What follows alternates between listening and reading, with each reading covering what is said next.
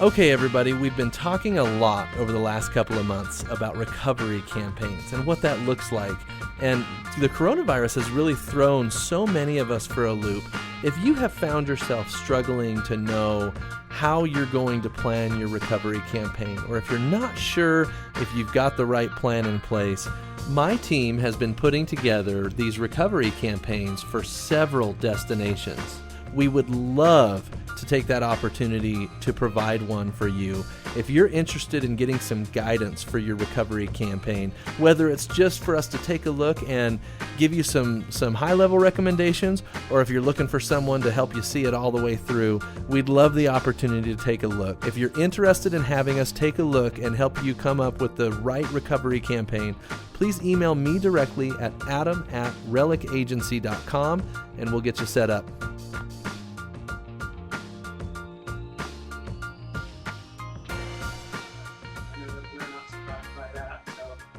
I won't take up any more of Adam's airtime, but we will be moderating a Q&A via the chat feature. So ask your questions there, and then we'll leave some time at the end to cover all of that. So without further ado, Adam, I'll let you take it from here. Great. Thank you, Brian. And hi, everyone. It's nice to be with you today. I'll start just by saying how much I was taken by Tulsa when I visited Tulsa. I had never been there. I think I had the classic outsider's view of Tulsa, of what I had heard and what I assumed that it would be like. And then that contrasted with my experience that I had when I was there, even in the brief time that I was able to spend some time with Brian downtown. The Hertz donut, and I'll put an S on the end because I had more than one. The Hertz donuts were pretty amazing, and had a great time. Excited to come back when I can actually experience more of Tulsa in person. Let me share my screen and I'll kind of dive into the deck that we have today. And this is a topic that I'm very passionate about, and we're going to talk about recovery. And I know that's something that's kind of on top of all of our minds right now. So basically today, while I say this is how tourism businesses should handle recovery, this applies to any business that's trying to figure out how to navigate the life after COVID-19 or life during COVID-19 starting now. I'll give you a brief intro on who I am. Brian covered most of it. I'm the president and CEO of Relic. We're a destination-focused advertising agency. This is basically the why should you care what I have to say slide. I'm the host of the Destination Marketing Podcast. I'm the author of a book called Touch Points. And Touch Points is centered around how destinations should evaluate and enhance their brands. And then I'm a member of the Utah Tourism Industry Association board. I've been in the industry for over 8 years now, Brian. I need to update that bio because I hit the 8-year mark there. And then I've got 3 girls and 1 boy, and it seems like every time I'm doing a Zoom presentation the next day, my boy, who's 8 months old, wakes up in the middle of the night and keeps me up all night, and that happened again last night. So if I seem a little tired, that may be why. Now let's talk about, so there's 2 portions of my presentation today. One is just, in general, when there's a crisis, what should your mindset be as you approach that crisis? And then if we can all agree on that, we'll dive into recovery campaigns and how you approach this crisis specifically. So the first thing that I would say is you need to understand what's happened before in order to understand how to move forward today. So we're going to look today very briefly at both 9/11 and the Great Recession in 2008 and talk about some of the things that happened and how people recovered and what happened after the fact. Then another thing that we're going to dive into is that there's no such thing as back to normal. So if you're sitting back waiting for things to get back to normal, I got really bad news for you because normal has changed. I also want to talk about the importance of adapting as an organization when something like this happens. It's time to question everything. We'll talk about that. First of all, let's talk about these past industry crises. 9/11, if you remember, it was similar to COVID-19 in that in one day, the industry just about shut down. And, for example, The entire commercial fleet was grounded for 3 days because obviously the planes were used as weapons in that situation, and they had to make sure that they had to ensure the safety of anybody that was boarding a commercial airline. The next thing that happened is like from 1 year to the next, the tourism industry was reduced by 31.6% after 9/11, and it took 4 years to reach those pre-9/11 numbers, which means that while it took some time for the industry to fully recover, it recovered and then went back into growth mode as it had been before 9/11 hit. And then an important thing to note about 9/11 is that out of 9/11 came TSA, and TSA was formed as a result.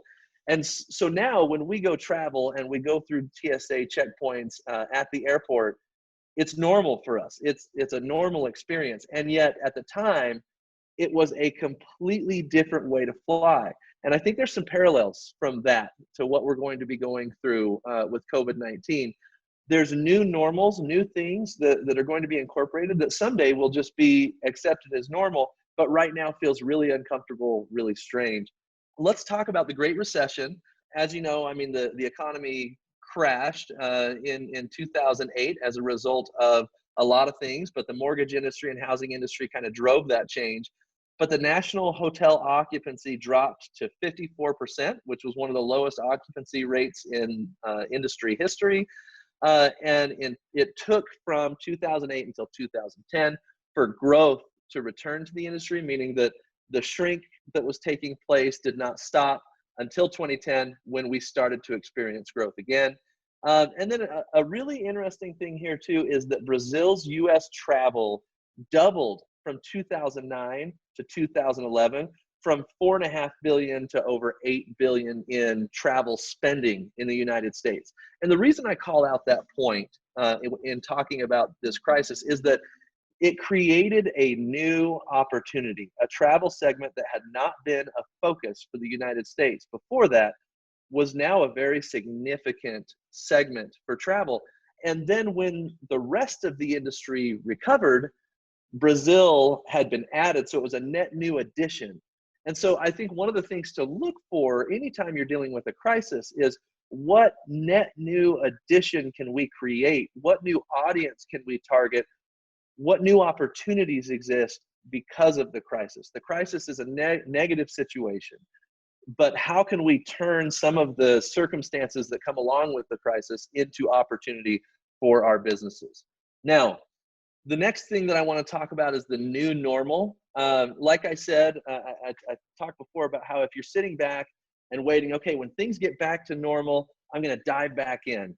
If you're waiting for that moment, it's not coming. And so a couple of things to keep in mind as you're thinking about the new normal. One, and I know that Tulsa as an organization has talked a lot about PPE and the importance of not only safety, but also the enforcement, if there are safety regulations of how you're going to handle that.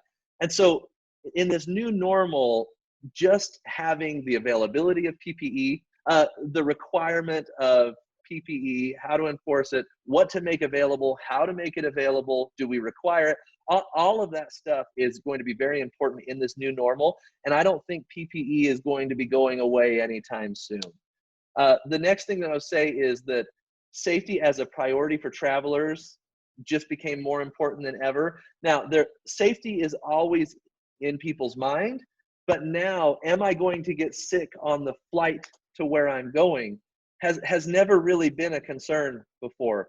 So the focus on safety is completely different. And I actually have a great example to share with you guys of how somebody has messaged that without overdoing it coming in just a bit. Drive markets, we are very confident that drive markets are going to kickstart recovery. That's something that in this new normal is going to be a change. A lot of destinations and businesses within destinations have kind of ignored their local audiences because so much money was coming from outside the market, or fly markets have had more opportunity for revenue. Drive markets are a new focus, and that's definitely going to be a critical part of recovery. And I think that's an opportunity, like Brazil was for the US, to take advantage of those drive markets and make sure that we don't lose or neglect those again.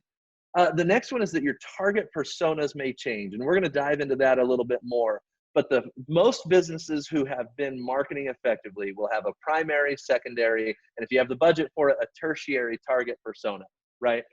Those target personas need to be reevaluated, reexamined, because they may change. I keep going back to the Brazil example, but that's a great example of a new target persona that became more of a priority as a result of that 2008 recession. Now, in this, I use the term adapt or die. It's a fairly popular term in business, and I believe in it wholeheartedly. And a lot of you may be familiar with Simon Sinek. Basically, Simon Sinek goes into, he says, imagine if you were to live 1,000 years, this would be one of 6 or 7 pandemics that you experience in your lifetime. You would know exactly how to handle it. But over the last 1,000 years, there have been 6 or 7 major pandemics. And every time there has been a recovery. And so I think one of the most critical things to understand as you're going through something like what's happening with COVID-19 is to know there is light at the end of the tunnel. Things are going to get better. Even if there's a second wave, we are going to get through this. And it's hard to have that perspective when you're in the middle of a crisis like this.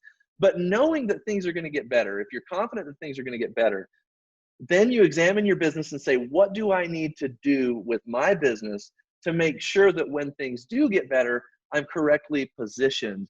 And that could be, he talks about a pizza company who, when the virus hit, they obviously couldn't do the same business model that they had before.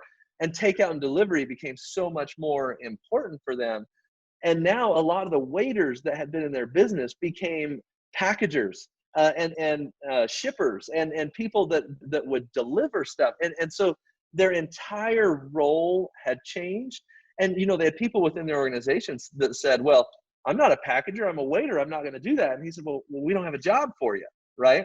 But most of the people within the business, knowing that the business was adapting to try to adapt to this new market or this new situation, they got on board.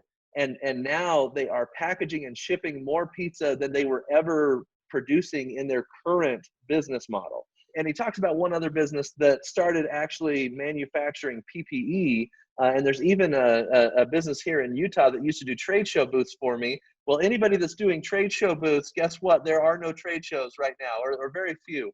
And so they started manufacturing PPE. They are now hiring more than 10 people a week to try to keep up with the demand of the PPE that they're producing, right? So how, as a business with these new circumstances, can you adapt? So as far as question everything goes, every organization has things that they've done just because they've always done it that way, right? You came in, your predecessor taught you if you were lucky, your predecessor taught you their processes. Otherwise, you kind of walked in and had to figure it out on your own.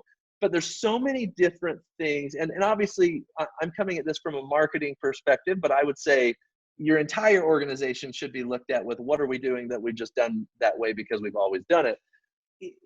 We don't always, because we're so busy, we have so many things going on, we don't always get the opportunity to go in and look at our business holistically and say, okay, what's inefficient here? What are we doing just because that's how we've always done it? So look at that, because if that's the only reason you're doing it that way, it's time to change. It's time to adapt. The next thing is, and this goes back to the premise of my book, I won't dive too far into it, but the whole idea of my book is that a brand is the sum of all the touch points your organization has with the outside world. That could be public relations, that could be how you post on your social media, that could be your advertising campaigns, that could be an interaction that someone has with a restaurant or a waiter within a restaurant within your destination. All of those are touch points. Examine your touch points and see if you're creating a positive customer experience through your touch points. Because if there's less customers coming into your store now or to your business, now is the time to examine those touch points, make sure that you've shored up anything that's not doing great, and that you correct those now in preparation for when clients or customers are able to come back in full force. So in this case, a reduced customer base is a benefit because you have the opportunity to make that examination. The next one is experience your product like a visitor or a customer if you're not a visitor-based business. But so many people look at their business. I call it marketing to yourself. You say, well, I know that I would never do this, so I'm not gonna market that way. The real answer is your opinion doesn't matter. The opinion of your customers is what matters the most, especially in your marketing messaging. And so it's time, if you haven't done it in a long time, secret shop your business, walk in as if you've never been there before, and see what the customer goes through and examine that. Is that shored up? Is that what it needs to be? And then obviously make the necessary changes as you're asking these questions and finding these issues. The next thing that I want to go through, this is my simplest explanation that I can come up with for marketing as possible. And I'm going to refer back to this as we go through recovery campaign planning. Marketing is getting the right message to the right people at the right time. It sounds simple. It's not simple, but these are the three things: right message, right people, right time. Line up those three and you've got a very effective marketing campaign. So let's talk recovery. The idea of a recovery campaign is to make sure that as the virus starts to subside, that you are able to have your business recover as quickly as possible. But there's a lot that goes into that and a lot to be aware of. So first of all, there's two major questions that your recovery initiative needs to answer. One, how can we restructure our marketing efforts and capture the people that are most likely to patronize our business as the economy reopens? And then two, how can we reinvent our approach for the post-pandemic world? So those are the questions that you need to answer with your recovery campaign, and we're going to dive into those as we go through this. A couple things to be aware of. These are kind of my disclaimers that say this is not a normal campaign. Normally, if you're an annual campaign planner, normally you start in August or September and you start working your way through until your campaign's ready to go, and you launch in January, February, or whatever your timeline is for launching those new campaigns. This isn't that. Your recovery campaign is urgent because it needs to be ready when the time is right to market. So this is an accelerated timeline. You have to move quickly. You can't prepare and create this as you would a normal campaign. The second is you need to look at your business holistically. We talked about that in the asking questions portion of this discussion, but you need to evaluate everything within your business from a holistic approach. Don't get lost in the tactics. Start at the top and then work your way down. What needs to change? And then monitor your target markets. And we're going to talk about how to do this, but make sure that you're launching your recovery messaging and campaign in a time when it's socially responsible to do so in that market. If you launch your recovery campaign too early in a specific market, you're going to receive some backlash, whether it's from a PR standpoint, social media comments on your ads. You need to make sure that the market is ready for that recovery messaging. And we'll talk about that as well. The pillars of this campaign: urgency is one. Obviously, I talked about that a little bit on the previous slide. You need to make sure you move quickly. There is urgency here because when a market does open up, the good news is that there is pent-up travel demand. We've all been cooped up for a long time. Everybody wants to get out of their house. Everybody wants to travel. You need to capitalize on that demand. And so that it's this fine line of waiting long enough till a market is ready. But then when the market's ready, go, The second is strategy. Strategy is how you get the right message to the right people at the right time. And so make sure that your strategy is on point. And then the third one is there is going to be fierce competition for this pent-up demand. And so know that your competitors are preparing a recovery campaign and they will be launching that campaign. And if yours isn't ready, the competition will gather or collect that revenue that you would like to receive when the time is right. So we're going to use Tuacahn. They're a client of ours. If anybody has not been to Tuacahn, I would imagine most of you haven't because it's in southern Utah. It's one of the most amazing theaters in the country. It's Broadway level plays with a red rock canyon black background, and I think you're going to be blown away. But I wanted to show this just so you could see, as we talk about what we did for Tuacahn and our logic as we approached it, that you can see who we're talking about. Now, I'm going to show you what our objectives were for Tuacahn.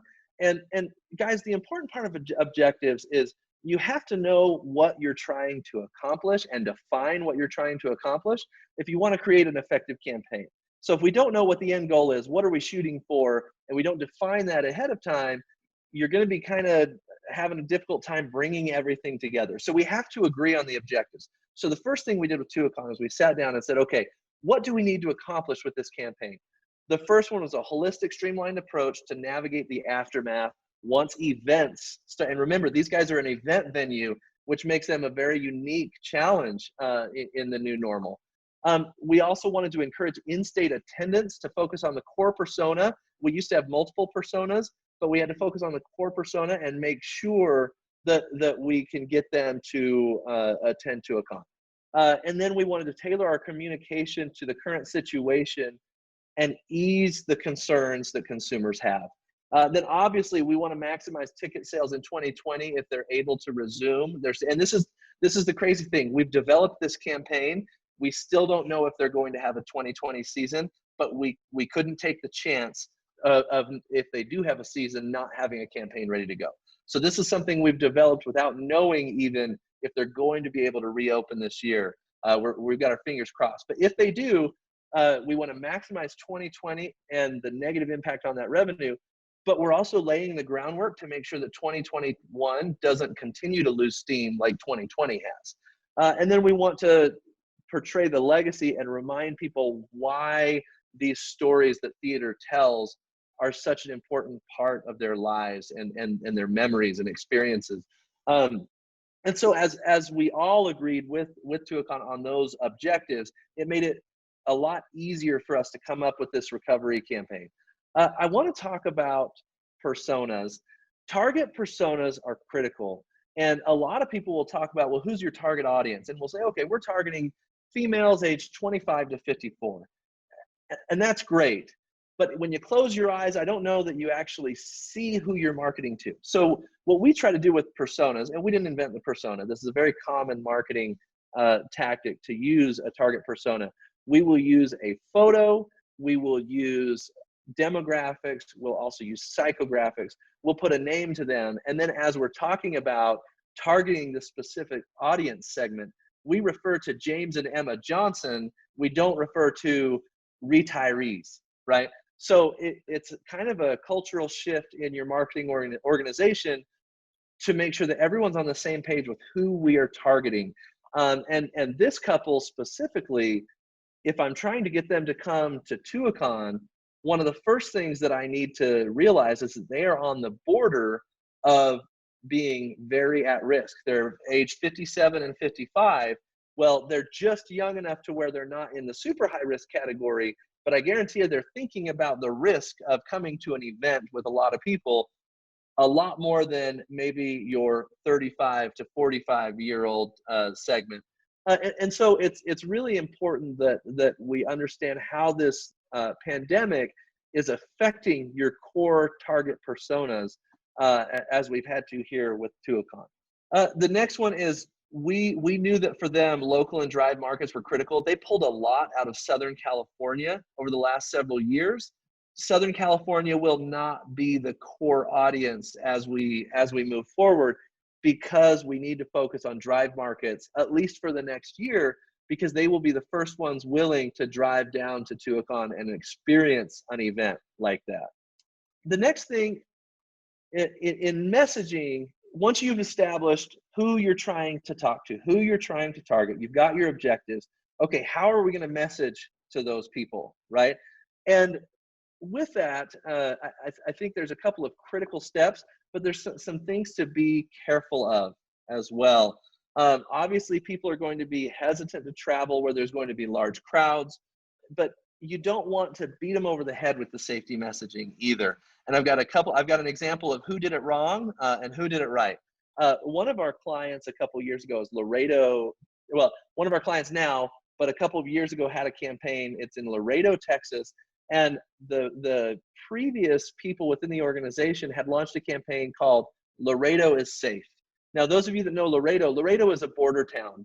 And there is a lot of safety concern in a border town, whether it's because of some of the drug trafficking that can happen there, or other dangerous situations that happen in any border town. So when you have a billboard that says Laredo is safe, the first thing that you're doing is having people question, why do they need to run that billboard? You know, and it actually backfired on the external perception of Laredo because they overdid it on the safety messaging. And then I want to show you St. Lucia's campaign. And St. Lucia has just launched their recovery campaign. When they talk about safety, you'll see it visually on the screen. The great thing about what St. Lucia did too is they're the only country named after a woman, and they personify St. Lucia as a woman in this ad, and they refer to St. Lucia as she. She has been waiting. She has been ready. Really, really great video. But in this, when they refer to safety, all they talk about, they mention safe harbor, and they show safe harbor on the screen. They don't say, we're going to hand out PPE when you get here. They just mention safety, but in a very passive way, and they don't beat you over the head with safety. But I love the example of how to use safety in your messaging, but not overdo it, and not with a billboard that says, it's safe to come to Tulsa, because, you know, we don't want to inspire fear. We want to inspire action.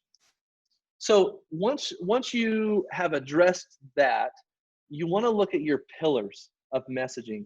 And with Tuacahn, the pillars that we agreed upon, the target persona needed to hear was unity, resilience, safety, human connection, and then wonder, awe, and magic. So as we're exploring a campaign message, these are kind of the hot buttons that we want to make sure are included in our messaging. I won't go into all the research that led us to those pillars, but if you really research and understand your target audience, you should be able to come up with these messaging pillars once you understand the priorities of that target audience. So once we had that, we came up with this positioning statement. Once again, this is all leading towards your message that you launch to get the right message to the right people. We'll talk about the right time in just a few minutes. But the positioning statement for Tuacahn was, we humans are storytelling creatures. We all need stories to find meaning and purpose in the chaos of our lives and share that understanding with others. Tuacahn's very purpose is to tell professional quality stories that promote family values, uplift the human spirit, and enrich the human mind.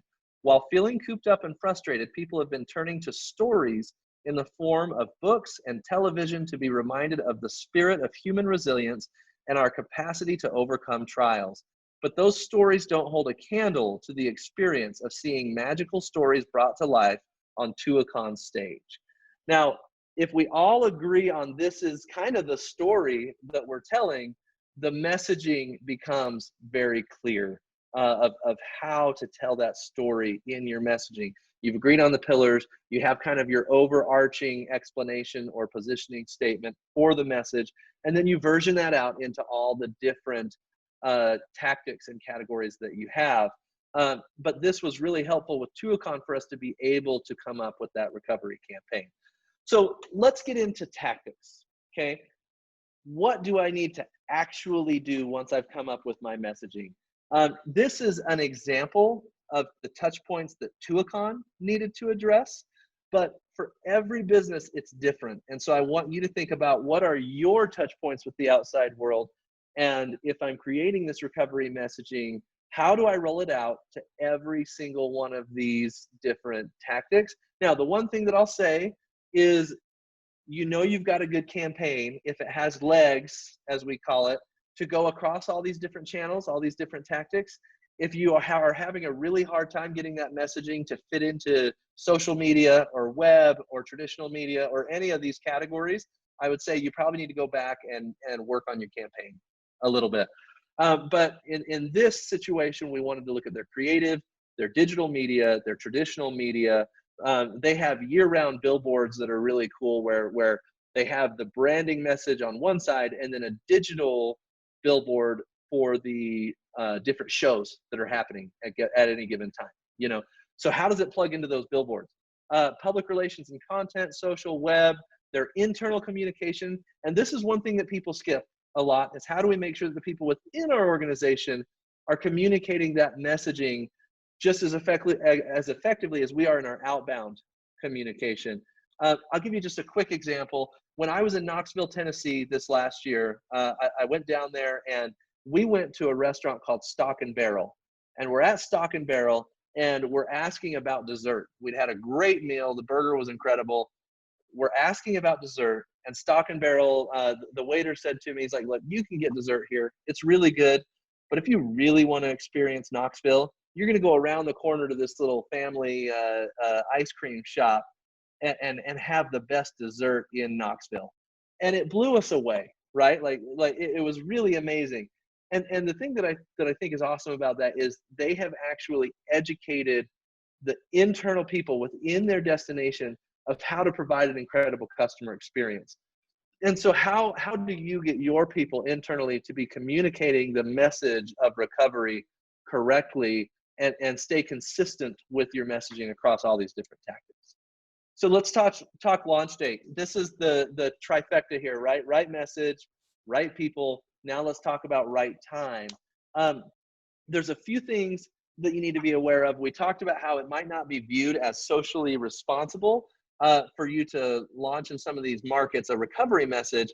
And so what we've decided to do is come up with I'll call it an algorithm. It's not necessarily an algorithm, but it's these different factors. And then we take these factors and we assign a score, okay? So the factors, we call them launch triggers that we're looking at, is one, has the virus's impact peaked? And this isn't in your market. This is the market you're trying to pull people from. And so you need to be aware of these factors in those markets. So has the virus's impact peaked? Is there a minimum sustained 14-day reduction in new cases and deaths? Are state and local restrictions lifting? Is consumer optimism, growth, and more positive sentiment toward traveling? Organic gains in website traffic and the season start, which is something for Tuacahn specific in these launch triggers that we had to be aware of. And we created this weekly report that came out, and we assigned everything a score. When it hits a score of 70, we say it's safe to market in that market. Now, you don't have to come up with a report like this, right? But you need to be aware of all of these triggers and understand with all those things, when is it safe? When is it safe to advertise in that market? And that's what this report has done for us.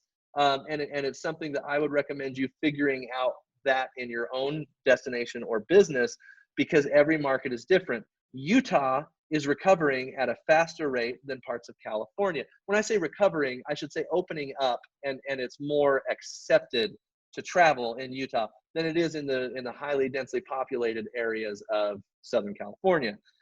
In Tulsa, I know you guys, Oklahoma has actually opened up fairly quickly as well, but you're pulling from even your drive markets are from other states. So you have to pay attention to all of these factors in those markets you're trying to pull from, right? So just make sure that you're aware of timing. When is it okay to launch that campaign? This is the method that we've come up with to know you're going to have to create your own in your business. I'm going to move quickly because I feel like I'm reaching up against my time slot here. But you want to, one, monitor your campaign and make sure that you're learning from the results of the campaign, especially with your digital marketing and message. See how the engagement goes. If the engagement starts to drop, there's two things to consider. One, do you have too heavy of a focus on safety? And is your messaging off-putting because you're hitting people over the head with safety? The other is, if engagement is continued, I wouldn't move on to another phase of the campaign until I see what I call ad fatigue, and that's where the engagement slows down. And then learn as you go, see what's happening with the campaign, and modify your messaging to match what's working in different digital marketing tactics. So if one ad for a certain attraction or a certain part of your business is generating more interest, double down on that, use it in multiple digital marketing tactics, and learn with data to make sure that you're optimizing your campaign. But you have to be prepared to know that at some point we'll be in the new normal. We won't be transitioning to the new normal, but we'll actually be there. And your messaging will need to modify as you get into that, because, and I'll give you a perfect example. I think if you look up on YouTube, the video, all COVID-19 ads are the same. you're going to see, and Brian's watched this with me, you're going to see a miserable array of the same messaging in all these COVID-19 videos. Don't be that person, right? So as we start to get into normalcy, make sure that you are not using some of these cliches that have been created in this process. So budget, just things to consider as you're looking at budget. What is the value of a dollar when you spend it?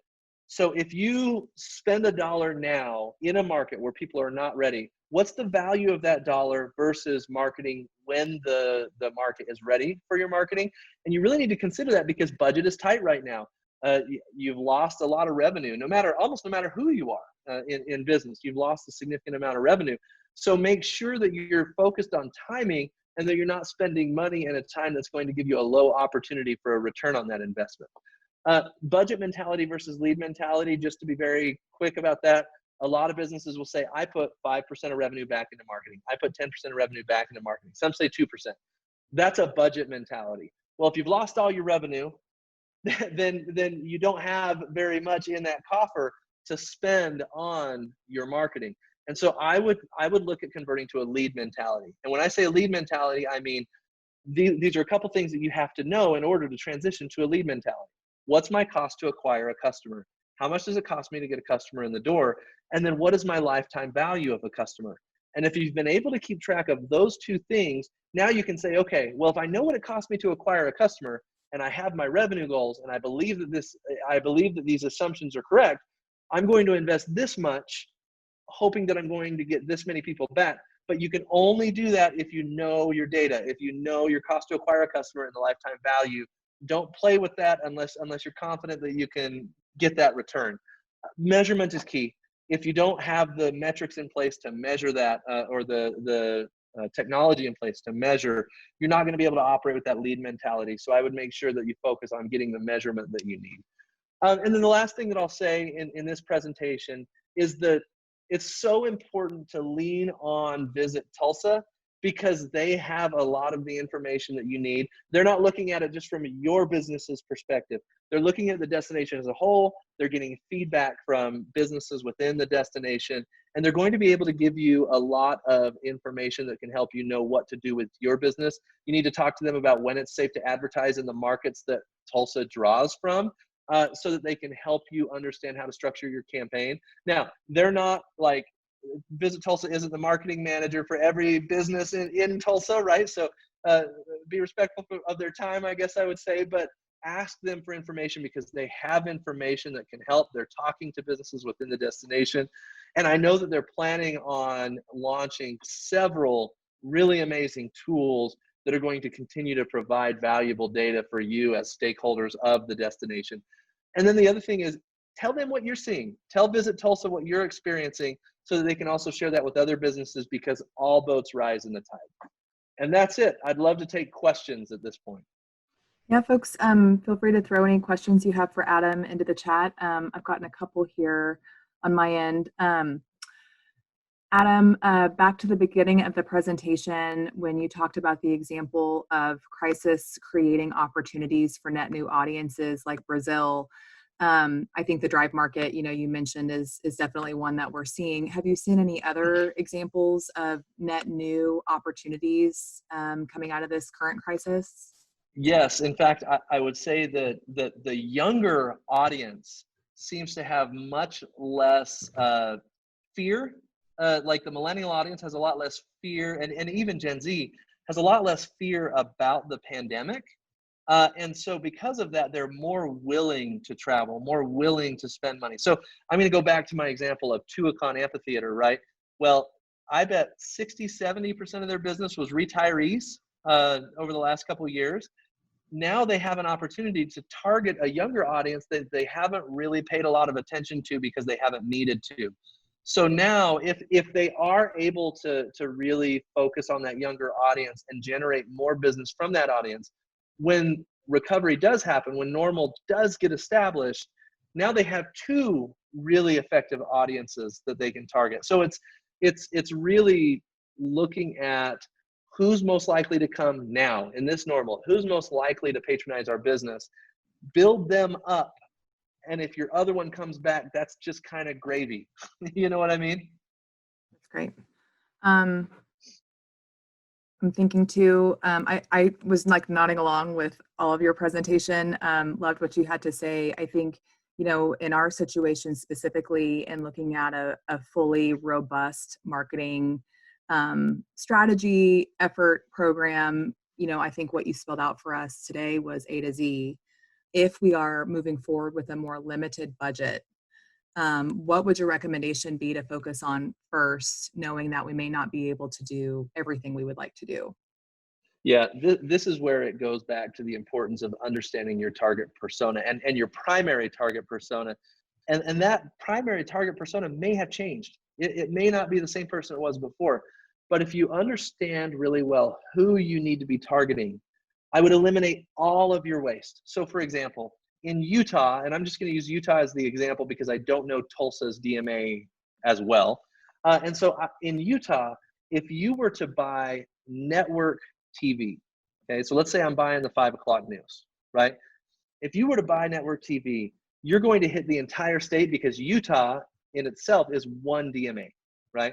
Well, if I'm targeting women ages 25 to 54, I'm going to go back to that example. If I'm targeting women ages 25 to 54 and I'm only looking for those women within a 50-mile radius of my business, buying network TV no longer makes sense because I'm wasting it on the majority of the state, right? And so the reason I'm using that example, it's kind of an obvious one, but it's a good example of waste. So I would tighten up my geographic area in which I'm advertising, first of all, and then I would tighten up, and digital marketing gives you that opportunity. So this is somewhat of a painful time for traditional media in a lot of cases because of their difficulty to measure. And so I would really focus on media that gives me the opportunity to measure. This could be paid social marketing because the social platforms have great targeting options. And then even in like display ad campaigns, there's a lot of really cool targeting that's available. There's a technology called Simplify that we use that we can actually geo-target very specific areas. We can geo-fence around specific areas and serve ads just within that area.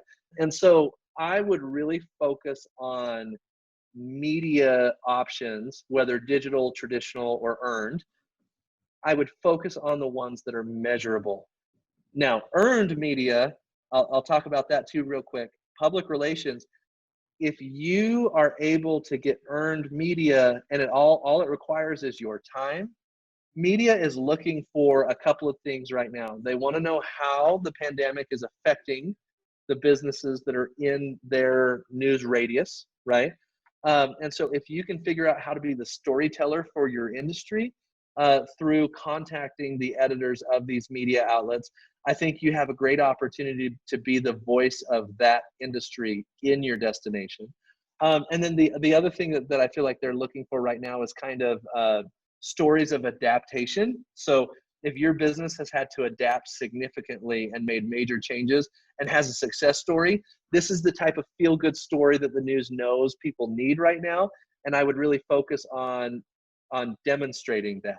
So those are a couple things that I would say, but just make sure that from a targeting standpoint, you really know who your ads are being served to, especially when budget is limited.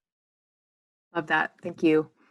One other question I had for you, Adam, before we let you go is, what would you say is the priority or emphasis that folks should put on that creative message, on the story that they're telling in that campaign? If we keep it within that lens of a more limited budget, we're leading out with hyper-targeted, very focused campaigns.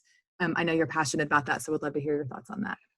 Yeah, so it's different for every business. That's the first thing that I'll say. And it's making sure, I keep going back to targeting, and I'm sorry, but making sure that you've identified the right people and you understand what their priorities are. But as any business, I think it's critical for your target persona to understand, A, that you're open for business, right? That you survived through the pandemic. I think that's critical. So letting them know you're open. But then also, how have you modified your product, service, or offering to be more valuable to them now than it was before? And I'm going to try to think of an example off the top of my head of how to do that. I'll use the Utah Valley Parade of Homes. One of our clients here in Utah, they were going to do a virtual parade where because it's a long story, but to go into homes, there was obviously some risk there. And they just recently decided to do a full parade where people could attend. But for people to go through those homes was going to be dangerous. So they decided to do a virtual parade. And the idea was you pay to see all the homes, a very reduced price for a ticket. But now because they're doing the parade, they have the in-person parade, but the virtual parade is available for people who don't feel comfortable attending. And so their message is, hey, come see the amazing parade of homes if you want to attend in person. But if you don't feel comfortable, we've got a great virtual option for you, something they've never done before. And I don't know that it's been done in the parade of homes anywhere, in any market. And so their messaging is, we've now modified our product to accommodate the challenges that you're dealing with.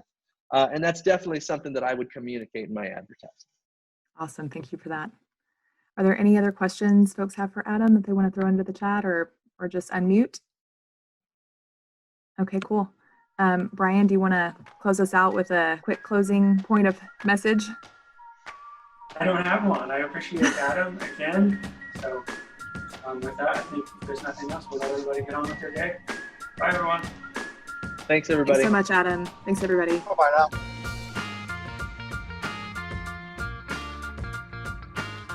Okay, everybody, we've been talking about recovery for a while now, and my team at Relic has been working on recovery campaigns for several destinations over the last couple of months. They've actually developed a pretty amazing, we'll call it an algorithm, to know when it's safe to do acquisition marketing in a market. And so what I mean by that is you've got government regulations, you've got, how is the virus affecting that market, whether there's been a decrease in cases or a decrease in deaths in that market. When is it safe to advertise, hey, come to our destination? Like I said, our team has come up with this algorithm to provide that information for you, and we're offering a free market report. We're calling it Recovery Triggers.